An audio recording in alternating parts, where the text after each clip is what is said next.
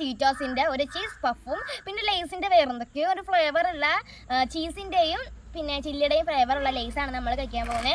അപ്പോൾ ഇതാണെങ്കിൽ നല്ല ചീസിൻ്റെ പഫ്കോണാണ് കേട്ടോ. ഇത് നല്ല ബട്ടറിൻ്റെ ചില്ലിയുടെയും പഫ്കോണാണ്. ഇത് കണ്ടിട്ട് നല്ല ക്വാളിറ്റി ഒക്കെ ഉണ്ട്. അപ്പോൾ എന്തായാലും നമുക്ക് ഇതൊന്ന് കഴിച്ച് നോക്കാം. നമുക്ക് പൊട്ടിക്കാം. അത്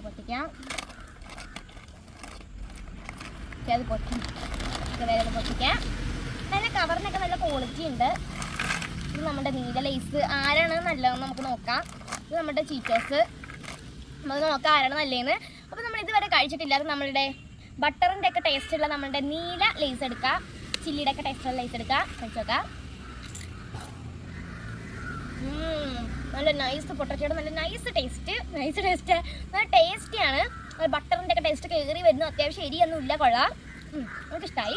ഇതൊന്ന് കഴിച്ച് നോക്കാം. ഇതിൻ്റെ ടേസ്റ്റ് എന്ന് വെച്ചാൽ നല്ല ചീസ് ഫ്ലേവർ.